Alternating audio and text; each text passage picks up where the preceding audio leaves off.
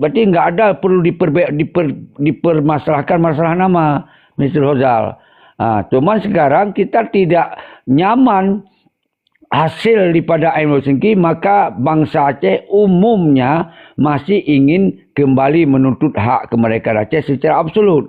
Tapi caranya untuk menuntut Aceh merdeka ini belum dilakukan sesuai dengan apa yang pernah wali Tengku Hasan contohkan. Ini yang saya ingin ajak diskusikan, bagaimana cara semoga perjuangan ingin menuntut hak kemerdekaan secara absolut bisa berjalan. Silakan berdiskusi. Lanjut, Cik Hasbi dari Malaysia juga, silakan berargumen. Yang penting kita tidak mempermasalahkan masalah MOU Helsinki setuju atau tidak. Itu sudah 20 tahun bahwa kita sudah tidak lagi perang, tidak lagi ada perlawanan. Silakan. Assalamualaikum Tuan Syeki. Waalaikumsalam. Lama kita tak jumpa ya. Okey, saya nak tanya ni masalah saya selalu tengok lalu di TikTok saya yang sedang berlangsung sekarang di PBB, forum PBB di New York. Ada dari Papua, dari Aceh, dari Maluku. Saya tak berapa faham. Jadi kelompok-kelompok ini apa yang dituntut sebenarnya? Tolong Tuan Syeki ceritakan sikit, share dengan saya. Terima kasih. Waduh, ini udah dari tadi kita udah bahas tentang Mr. Fajri dengan Tengku Hanif berada di forum PBB di New York, bahwa di sana dia dua misi kan yang dia jalankan di situ. Yang satu misi sebagai bangsa-bangsa indigenous people, bangsa-bangsa minoritas. Di situ tentu ada pembahasan HAM, pembahasan hak kemanusiaan kan. Yang kemudian tentu Fajri ini adalah tokoh perjuangan Aceh mereka. Dia juga tidak luput di manapun dia berada, selalu membawa isu bahwa Aceh ini masih ingin merdeka. Itu tentu seperti itu. Secara mereka membawa atas nama organisasi ASRF. Saya pikir singkatnya begitu, Cik Hasbi. Tapi itu forum indigenous people itu ya sama-sama kita pahami bahasa Inggrisnya adalah bahasa-bahasa asli yang sudah minoritas. Begitu Cik Hasbi. Baik, satu lagi saya nak tanya. Saya tengok dalam video tu ketika yang dari Aceh dan Papua ada security datang untuk merampas artikel kerana perintah daripada Republik Indonesia. Saya dah tengok video tu. Sebenarnya apa tu benda tu? Ya, sama-sama Cik Hasbi, kita juga kan melihat jarak jauh ya, tapi di situ dalam dialek yang kita artikan bahwa seolah-olah situ ada titipan bahasa, di sini jangan melakukan provokasi tentang berbicara merdeka. Karena di sini Komal atau forum yang menceritakan tentang bangsa-bangsa minoriti kan. Itu yang maknanya di situ. Kemudian kita kan nggak paham isi agenda-agenda yang ada di dalam pertemuan 7 hari itu atau 10 hari atau 7 hari. Apa-apa yang boleh dibicarakan di sana, apa-apa yang tidak boleh dibicarakan di sana. Ini kan kita nggak tahu daripada agendanya, Cik Hasbi. Mungkin itu saya nggak bisa menjawab 100% bagaimana kan. Gitu Cik Hasbi. Okey, baik. Yang terakhir, soalan terakhir Syeki. Macam mana ke depan perjuangan di PBB Toforo? Adakah bisa berhasil untuk ke arah untuk melepaskan diri daripada Indonesia Aceh ini? 0, sekian persen tak ada. 0, tak ada. Karena mulai berjuang itu kan ada aturan, nggak bisa cuma datang sekali langsung merdeka begitu. Kita merdeka itu diawali dengan pertama melawan dengan deklarasi dan kemudian menyusun kekuatan-kekuatan diplomat untuk meyakinkan negara-negara internasional bisa disokong niat dan langkah-langkah perjuangan kita. Kalau itu kan masih secara NGO kan, berbicara NGO itu, bicara aktivis itu, belum masuk pada agenda negara. Bagaimana kita meyakinkan persennya akan merdeka Aceh? Di sana kita pemimpin pun tak ada, perang pun tak ada, ya kan? Ini nggak mungkin kan? Jadi ini ada hal-hal yang mesti saya diskusikan di sini. Kalau mau kita berjuang merdeka kembali, ya kita contohkan saja dulu seperti apa yang pernah Wali Tengku Hasan Ditiro lakukan. Tapi kita nggak boleh seperti apa yang terjadi masa punya Wali Tengku Hasan Ditiro, karena di sana tidak ada tokoh-tokoh diplomat yang fokus untuk mencari sokongan internasional. Itu aja Cik Hasbi. Baik, kembali dah, saya faham. Terima kasih. Tajuk hari ini adalah masalah Helsinki ya. Macam mana, coba ulang sekali lagi Syekhi. Siapa minta diulang? Ulang masalah tajuk hari ini. Masalah setuju atau tidak masalah perbincangan perdamaian Helsinki. Di ALC nggak masuk tajuk itu CSB, cuman berkembang diskusi oleh orang-orang naik situ mengkaitkan kronologis atau sejarah antara MOU setuju dan tidak kan. Kalau saya kan sudah saya simpulkan, perjuangan 1976 sudah gagal menuntut hak kemerdekaan pada Indonesia. Artinya kita kalah. Ibarat main tinju, kita sudah kalah. Sekarang kita masih mau lawan lagi enggak Indonesia? Untuk bertinju lagi enggak? Kalau mau bertinju lagi, ya kita persiapkan kekuatan untuk melawan lagi Indonesia.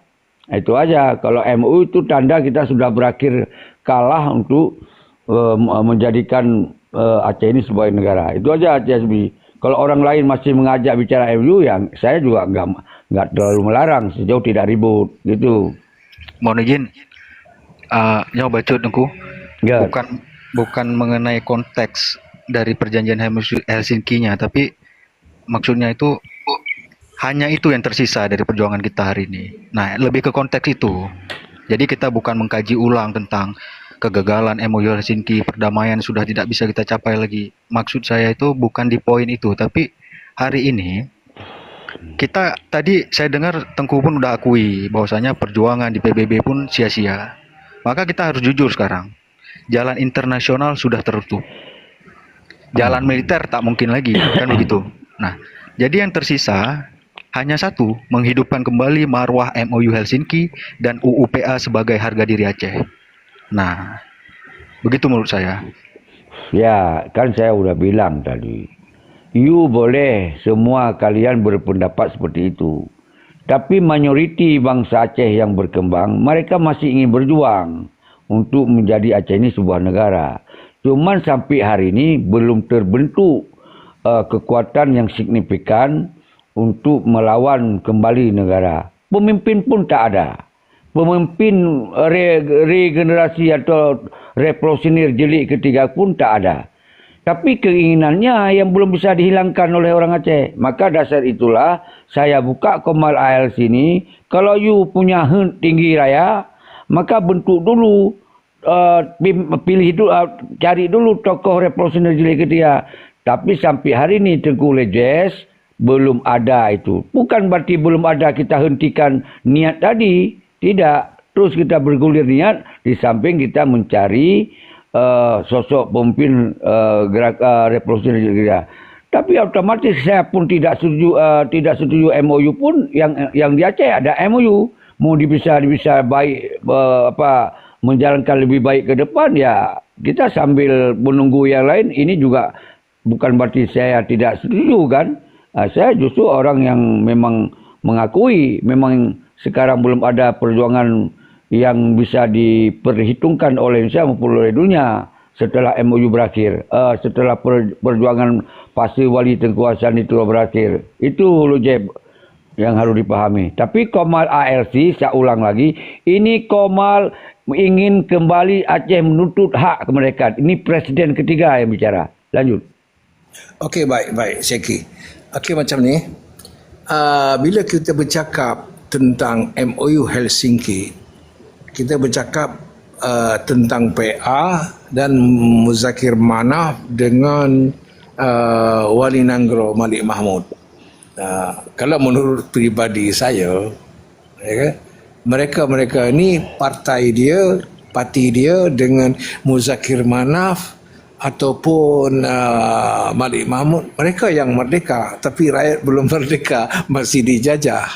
Baik, yang kedua, baru-baru ini kita dengar isu masalah isteri daripada Muzakir Manaf, dia bertanding di daerah Aceh Utara, ya. Masa pilkada dia kalah. Sekejap ya, dia kalah, dia dapatnya 3,000. Supaya apa namanya, bonda ni isteri Muzakir Manaf supaya masuk, ya.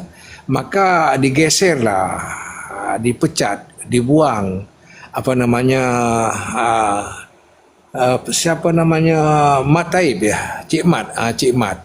Apa pendapat Siki dalam kasus ini, isu ini? Instruksi Tunku Presiden Aceh, tajuk yang dari room ini dah terlepas banget, nggak sama kayak yang tadi. Ini udah nggak keacehan lagi nih. Karena masa sekejap saya potong sekejap. Ini kan masih lagi dah pasal Helsinki, terkait dengan Helsinki. Dengan terkait masa kepimpinan di Aceh, apa yang berlaku dekat sini. Jadi kalau kita bercakap masalah Helsinki, sudah banyak kali saya bahas, ya. Jauh sebelumnya saya sudah bahas. Boleh tanya dengan Siki, ya kan? Gagal masalah Helsinki, ya. Tidak demokrasi. Sekarang apa yang berlaku dekat situ? Dia terkait, bang.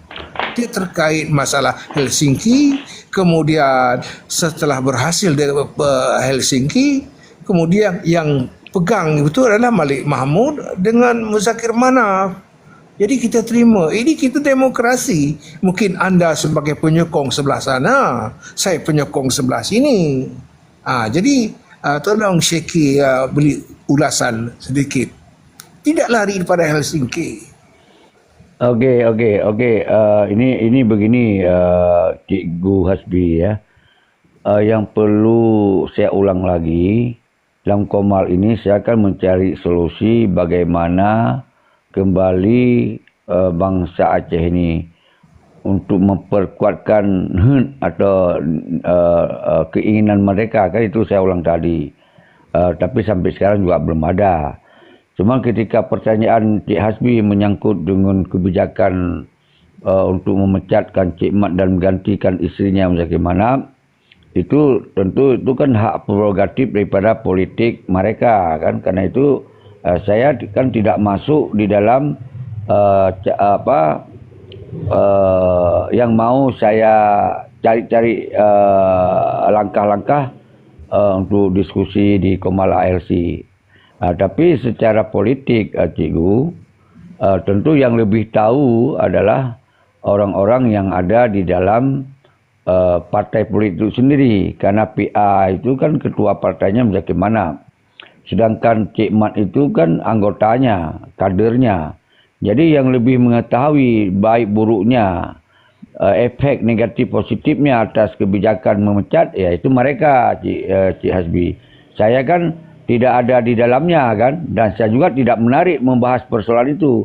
Karena itu bahagian tidak ada lagi hubungan merdeka atau tidak di sana. Gitu, Cik Hasbi.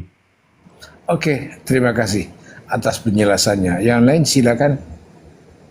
Silakan Asisi.